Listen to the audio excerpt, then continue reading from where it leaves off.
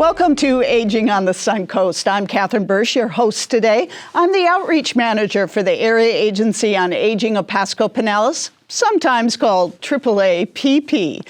As always, we have a great program coming up, and today we're focusing on the role of caregivers. According to the RAND Research Group in the United States, there are 105 million caregivers. 105 million people taking care of someone who is aging, ill, or disabled. Think about it. Caregiving is a universal issue. Everyone in their lifetime will either receive or give care.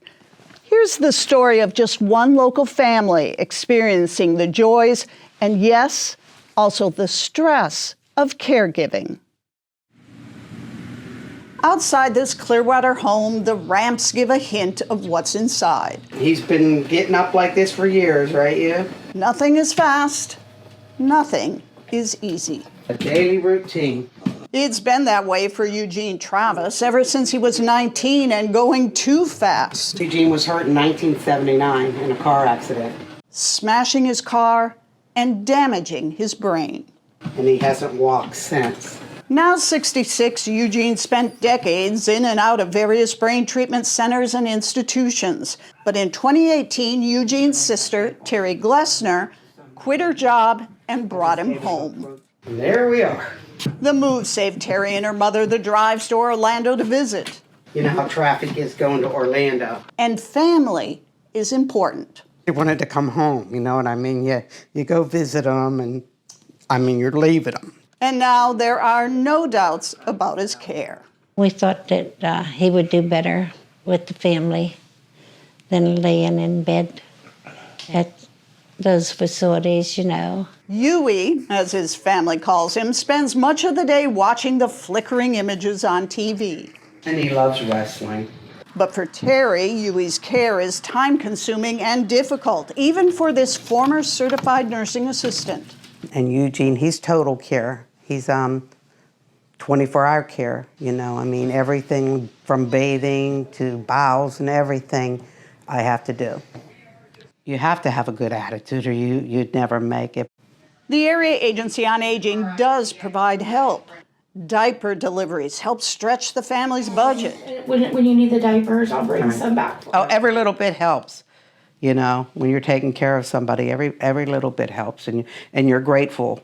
And once a month, funding from AAAPP pays for someone to watch Eugene, so Terry and her husband can take a break. You have to have a break. It gets to be a lot, you know. And Terry is caretaker times two. She also watches her 88-year-old mother, Shirley. Sit right here, Mom. You can have the pillow behind your back. Okay. Whose eyesight is fading. Oh, Terry does a lot for me. I love living here. I love living here. And funding from AAAPP helps there too. My mom, I get 10 hours a week. 7 hours is for her personal care, to put her in the shower and bathe her and clean her. And 3 hours is for homemaking, to do her laundry, to keep her bedroom clean. But right along with the monetary help, Terry says there's comfort in just knowing that the Area Agency on Aging is backing her up. Till the next time. They're just there. It's if you need something, you know, there's somebody to call on. With damaged vocal cords, it's difficult for Eugene to talk. Okay. But it's clear he's thankful for his sister and the care he receives at home. Yeah.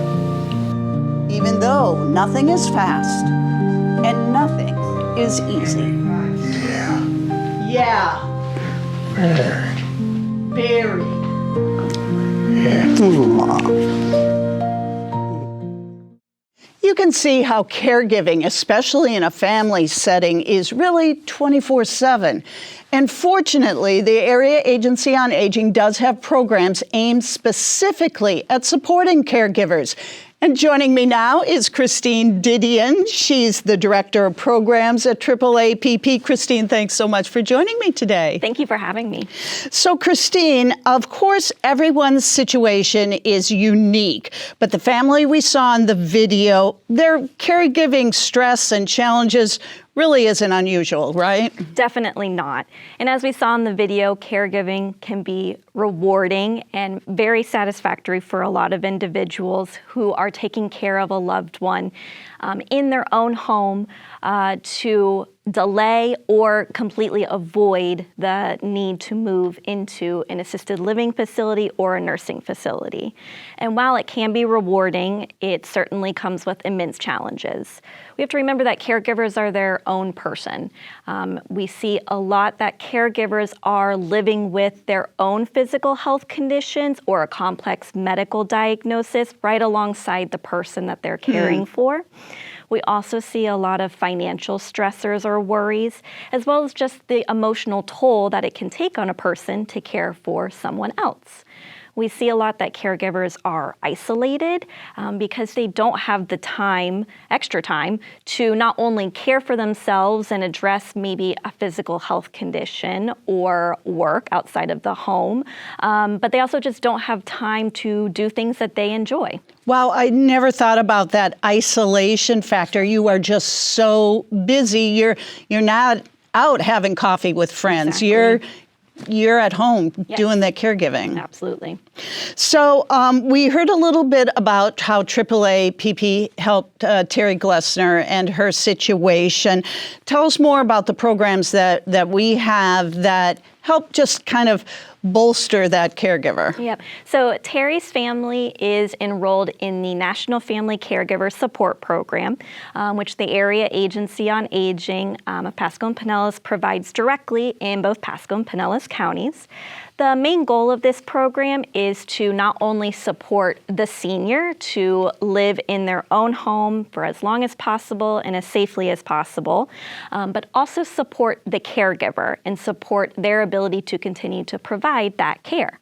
By caregiver, we mean an informal caregiver. It can either be a family member, a friend, doesn't necessarily have to be someone related to the person they're caring for, but it's someone who is not paid to be a caregiver.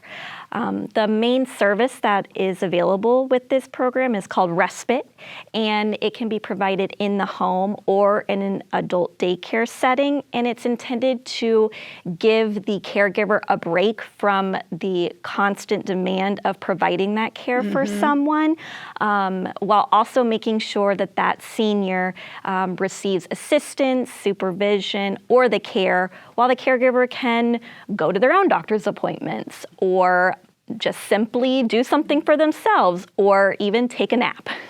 That really speaks to that whole issue of isolation you were talking about, that this gives the caregiver a break to get out of the house Absolutely. and do some things. Yeah, absolutely. And what is the role of the caregiver specialist from AAA PP that sometimes visits the family? Yeah, that's the most important aspect of the caregiver program. Our caregiver specialists are assigned to each senior and caregiver that's enrolled in this program, and they really help guide the family or the caregiver and that senior through that caregiving journey. The caregiver specialists are responsible for coordinating the services that I mentioned that the program can provide. And they check in with the caregiver and the senior monthly or more often just to make sure those services are occurring like they're supposed to. And they can also help connect that senior or caregiver with additional community resources for any new needs that might arise in the future. Yeah, and we heard in the video that it's that presence, that knowing there's someone to lean on, someone you can call to just talk to and figure out some problems if there are any. Yeah, absolutely. And then how are these programs funded, Christine? So this program is provided for free to caregivers and seniors through the Older Americans Act.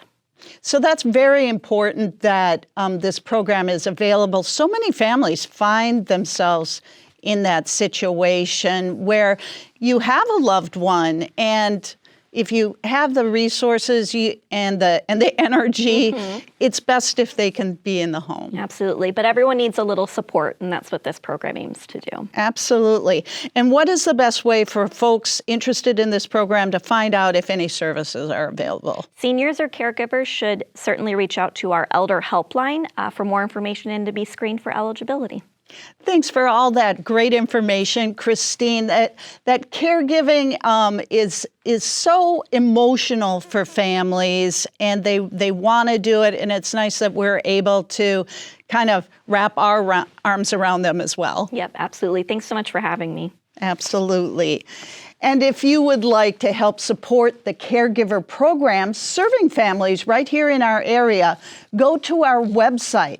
That's www.agingcarefl.org. You'll see a donate button, click it, and there's a drop-down menu for caregiver support programs. Any donation will help us serve more families. And once again, to find out information about caregiver programs or really any other services for seniors, call the Area Agency on Aging's helpline. That's 1-800-963-5337, 1-800-963-5337. And stay tuned. Coming up after the break, another caregiver story. This one features a veteran and his best friend.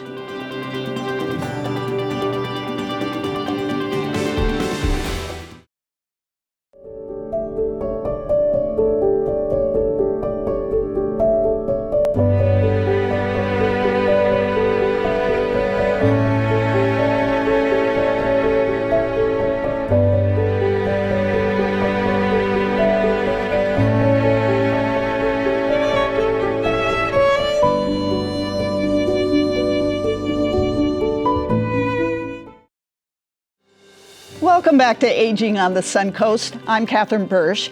In this half of the program, we continue on our caregiver journey. You know, sometimes, like we've already seen, caregivers are family members, and in other cases, the caregiver is a paid employee. In the best cases, that employee can become almost like a family member, and that's the story of Charlie and Terry, a veteran and a friend, now sharing a mission of caregiving. At age 19, Charlie Figueroa joined the Army. Military service runs in his family. All my family members. I have my father, my cousins, my uncles. In the combat infantry and stationed in Germany, Charlie soaked up important values like discipline and teamwork. Serving my country and keeping my country safe. Now at 66 and dealing with health issues stemming from his service, I can move my upper body and I'm paralyzed from the waist down. This veteran is still using skills learned long ago. Survival skills, how I always move on when you're down, you get back up, move forward. And in this Land O'Lakes home, the other member of Charlie's team is Charlie's full-time caregiver, Terry Headings. Well, yeah, we were a good team. Like I said, we know for that for a long time, and he's a good worker, and he's there helping me out 24/7. Terry cooks Pork and fried rice. and cleans, and also provides more personal care for Charlie, like stretching out his muscles Yeah, every day. to maintain his flexibility. This loses your muscles, gives you circulation, helps your back muscles. Funding from the Area Agency on Aging's Veterans Directed Care program allowed Charlie to hire his own caregiver. And no one fit the bill better than his former neighbor and close friend, Terry. Yeah, it's very important that you could choose your own caregiver than just anyone. It's safer. And Terry is proud to be on Charlie's team. Charlie, you know, he's such an inspiration. You know, anybody that's in a wheelchair could learn so much from Charlie and his attitude. He never in a bad mood. He jokes around all the time. I mean, I feel fortunate to have a friend like Charlie. These days, Charlie and Terry are thrilled to be living in this brand new smart home, This is my office where I do my work, computer work. presented to Charlie by the Tunnel to Towers Foundation. It's amazing what they do. It's amazing what they do with veterans. The doors open with the push of a button, This is what I use. and it's roomy enough for Kitchen. Charlie's wheelchair. Big difference having space. It's less frustrating. Service to country, service to others. That's how Charlie was raised. And now the Area Agency on Aging is proud to serve local veterans like Charlie. So it helps the veterans a whole lot that the AG exists, and the AG helps the veterans, and they care about the veterans, and they want to make sure the veterans is safe and they're able to get help. The caregiver program featured in Charlie and Terry's story is called Veterans Directed Care. AAAPP partners with the local VAs on it, and it serves not just seniors, but veterans of all ages. If you're a veteran interested in this program, you should call your VA case manager or the VA directly. Now, joining me are Stephanie Young, she's the Health and Wellness Coordinator at AAAPP, and Colette Florido, who has traveled the caregiver road.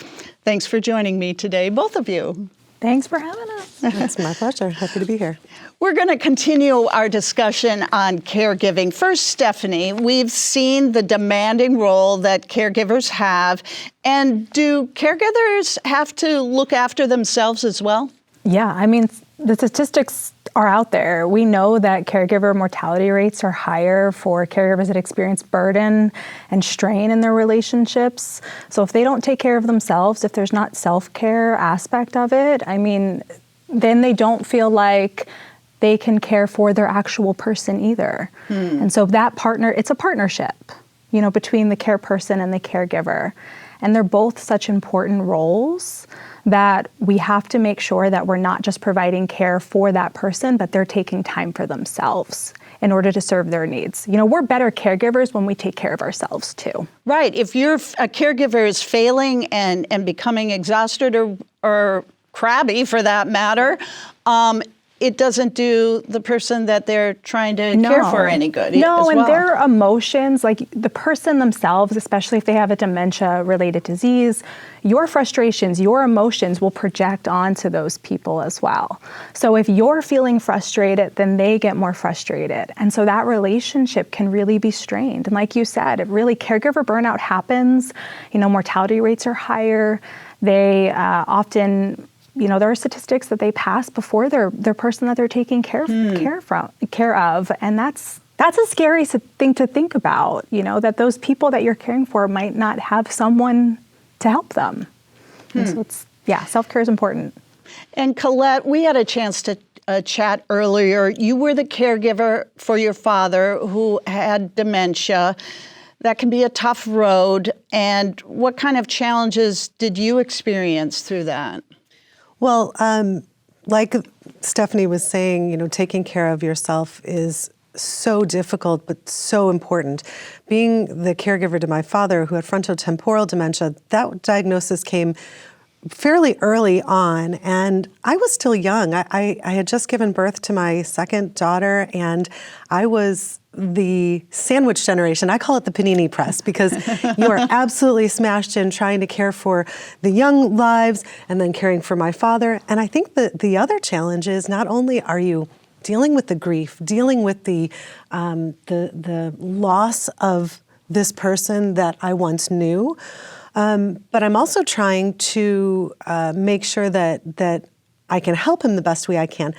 But I didn't know much about the disease. I didn't know much about how to handle somebody with a dementia-related illness. So there was that challenge. You're also trying to live when grieving. I'm just trying to find joy with my children. So that balance of life with the family and the dynamic, that's always a challenge. And I think what we talked about earlier is just that feeling of isolation, being alone, not having somebody to take on the role for me when I needed a break, because they just don't understand everything that's going on in this scenario. So you really do feel very alone and isolated through the process.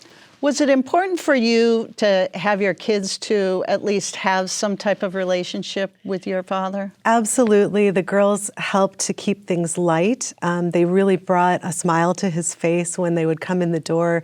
And that pure joy and emotion is something that you didn't always get. Somebody with a frontotemporal dementia doesn't always know how to communicate with words. So just to see the smile on his face really helped for me to take a step back and go, okay, we're doing what we can, we're doing the best that we can, and that the girls are here to bring that love back. And that's important for you, just to set your heart at ease, to feel like we made the right decision. We may be struggling, but we made the right decision. Oh my gosh, the caregiver is constantly worrying about the decisions that they're making. And the number one thing we'll say is, I didn't do enough. Did I do enough? Did I do the right thing? And so just seeing that we could have those moments where the girls are enjoying Sesame Street and they're learning about a song and the letters, and my dad could understand what it was at a level that he could also recognize. It made it make sense that, yes, I was doing what I could, and I'll still always look back and go, could I have done more, and had I done enough? But the reality is that we did everything that we could to be with him, to give him a quality of life. And yes, there's always something more we could have done, but we really enjoyed what we did have. Wonderful. Thanks for sharing such a personal journey with us today. Now, you've both talked about the importance that it's important for the caregiver to take care of themselves. Stephanie, what kind of resources does AAAPP to have to support a caregiver in that situation? Yeah, so as the Health and Wellness Coordinator, we offer a class called the Selfie Caregiver Program. And it's really an education-based class. It's not a support group. It is all about helping our caregivers gain skills, gain knowledge, especially. A lot of people come into this, and like Colette was saying, not knowing the symptoms of different types of dementia, whether it's somebody that has Alzheimer's or frontotemporal dementias or Parkinson's. They all kind of present themselves in a little bit different way. How you communicate with a person will change as their journey changes. Their understanding of basic commands. In the beginning, you might be able to say, hey, go get dressed for the day, and they come back fully dressed. In later stages, you could say, hey, go get dressed for the day, and they might come back with a shirt on, maybe not even wearing clothes properly. You have to understand that communication will change, their understanding of situations will change. And so it really helps provide these tools in a toolbox, right? And you might not need them for every situation, but when different situations arise, you're prepared in order to deal with those changes. That way you don't feel like you're going at every situation blind. You're like, oh, I feel like I know what I can do. I know how I have references I can reference back. As we provide workbooks, and we provide, a really nice caregiver manual that, they can use as references when things change. I mean, that's one of the things we always talk about in class is the only sure thing is that things will change, right? And it could change on the day, it could change on the hour, it could change on the minute, really, how people and how your person responds to a situation.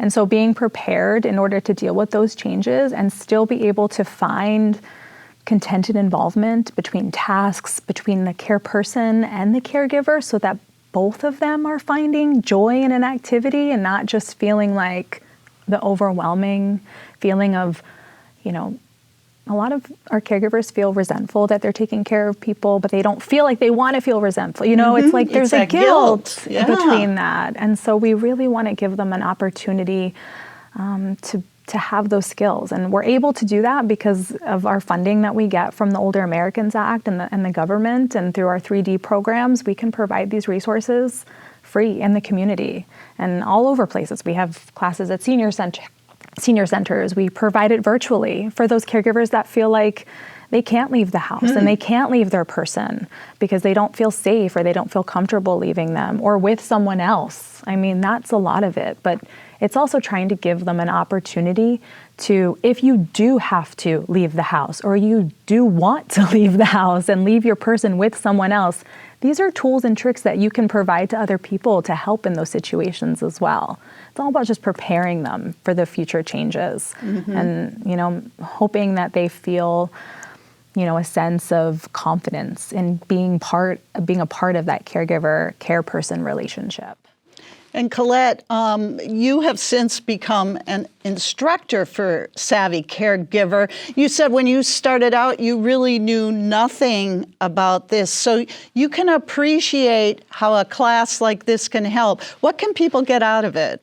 Well, like Stephanie was saying, the skills, the knowledge, and the outlook. And what we mean by that is really, again, understanding what this disease is truly going to do. And so once a caregiver can really start to understand and move away from, what they expect life to be like. And that's a really hard one. We have people who are professionals. They've built rocket ships. They've been, masters at their crafts. And unfortunately, as this disease progresses, it limits them back to almost a childlike state.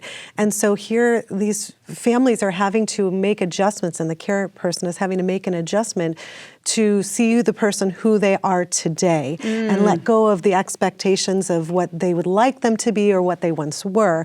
So just really understanding what the knowledge of this disease is going to do and how it's going to affect them. And that allows them to also be more empowered in talking to their families and explaining what's happening. Oftentimes there's, a family dynamic too. I was kind of lucky because I didn't have any brothers or sisters to have to deal with. But on the other hand, it's nice to have somebody that can come in and help, but there's all that extra dynamic, and do they see it the same way? So a caregiver can then say, well, look, this is what's happening with the disease. And when they start to look at it that way, it's almost like they can unplug their heart just for a few minutes to make more clinical decisions. Kind of rational decisions. Rational decisions. And it helps them to see how they can become more empowered and not just kind of pushed down into these emotions that you're feeling as a caregiver, the grief and the loss and the feeling like you're just kind of backed into a corner, and it's just a lot of negative emotions that you usually start to see. And it's our job to help them really see, first of all, that there are opportunities to feel the gratitude and the success and know that you are being the safety and security for that person, and that they look to you and that you can be there for them. So that, and such a heavy emphasis in this class on, really how can you take the knowledge and apply it to your person. So that toolbox, what we're talking about, it really helps them to know, okay, as this progresses, I'm going to have confidence in what I do because I've already talked about this. And then you have that last piece, which we make sure that we cover every week, which is, what are you doing for yourself? What are you doing for your self-care? Because we really have to work to get over that feeling of, the guilt of I should be with my person all the time. I shouldn't be enjoying myself and having a life because of the situation that they're in, and I should just be here with them every moment. And the reality is that you just can't. The way I always describe it is, we always talk about, we've run out of gas in the tank, right? You don't want to run out of gas in your tank. This is not a gas in the tank scenario. This is what happens when you don't put oil in your engine. Your engine will shut down, and your person knows you to be their safety and security.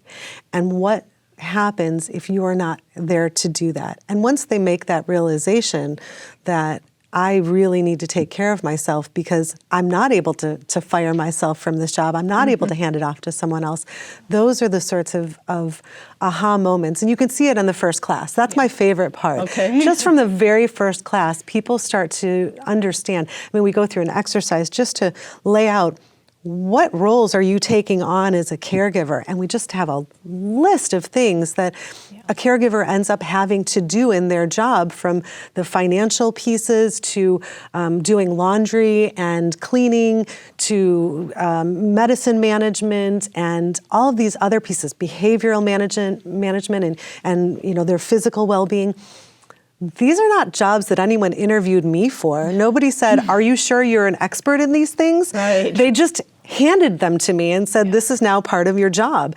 And I think for the caregivers to be able to recognize that somebody understands where they're coming from and I'm going to give you some ideas on how you can feel like you're still in control of a situation that is not always in your control. It just makes them more empowered to be a better caregiver, and hopefully they walk away with a way to manage themselves and their emotions and the process that they're going through with a little bit more ease. Is there a group dynamic, though you said it's not really a support group, but do people have tips and hints, or this worked for me in this situation, that they share with each other? Yeah, I think absolutely. I mean, even from, we ask them to try some of the techniques, and every week that's part of the class too. There's a check-in of, hey, who did their homework, whether it was the self-care or some of those tips and tricks, did you implement them? And you always hear it. I'm always constantly like, oh, that's great, that'll be something that, you know, instructors will have to use in the next class to provide those resources. Or, you know, that worked for me, or that didn't work for me, or we tried this but this didn't. You know, even I know they talk about, you know, adult daycares and different places of to have a little bit of respite. Mm-hmm. And they all kind of tips, tricks, all of it. We welcome all of those kinds of, you know, I mean, anytime people talk about something, it just can trigger, you know, other thoughts. And it really is, I think you find as you go on, they feel more comfortable sharing. They do, and they're definitely, they come in with this mentality of support group, and so we kind of have to clarify that there are some great support groups out there, and absolutely you should be taking advantage of it. It probably took all that they could just to schedule the 2.5 hours to get to the class and to be there for 2 hours a week. It's a huge commitment for somebody who just doesn't have time right now. But once they get in there and they really start to recognize that these classes are power-packed, I think the challenge that we have is it's only 2 hours. Yeah. And so we're trying to get all of their content, and we're trying to get all of their feedback, their successes, and absolutely the failures. And in fact, that's what we want to hear. Oh my gosh, I tried this and it failed miserably. That's the whole point, because we want you to feel comfortable with trying things. You become a scientist here, and you have to test out some different things that'll work. And so they're taking notes. They're taking notes on, because we've got folks in all different stages of dementia-related illness. So now you've got folks who are near the end of their journey and some who are just in the beginning. And so everyone's taking notes and sharing their insights and able to say, have you tried this, or think about this? And I mean, there's just not enough time in the 2 hours to cover it. No, they often are like, this is only 6 weeks. Can we do even more weeks? Or, I know even one of our classes, we had a lady who her significant other was in later stages, and she really, the thing that she got out of it was validation. That like she felt like, oh my God, I didn't do everything wrong. I did some things right along the way.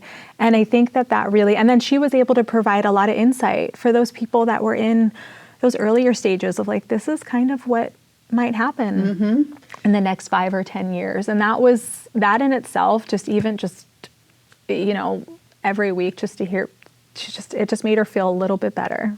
It really does sound like this could be a lifeline for folks. Stephanie, what's the best way people can find out about signing up for a Savvy Caregiver class? Yeah, they can contact our health and wellness programs at 727-570-9696, and that's extension 163. Or they can also email us at healthandwellness@aaapp.org. And they can get some more info and find some classes in their area. Or create a class if they have enough people. And I would say, you know, as a caregiver, there are so many great programs.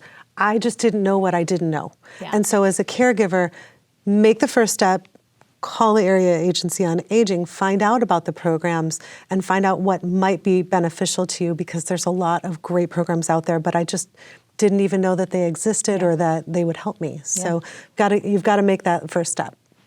Make the first step. Thanks so much for being here today and providing this information. I know there are so many people out there that can use this information. And after hearing your story, Colette, I hope they do take that first step. Now, the caregiver programs we talked about today are just a couple of the many services available to seniors in our area. The mission of the Area Agency on Aging is to help seniors live safely in their homes longer. We also serve individuals with disabilities. So if you need some help at home or know of someone who could use assistance, call the Area Agency on Aging's helpline. That number is 1-800-963-5337. We get a lot of calls, so you may have to leave a message, but you will get called back. That helpline really is the doorway to services. Thanks for joining us today for Aging on the Suncoast. I'm Catherine Bursch. Live well at home.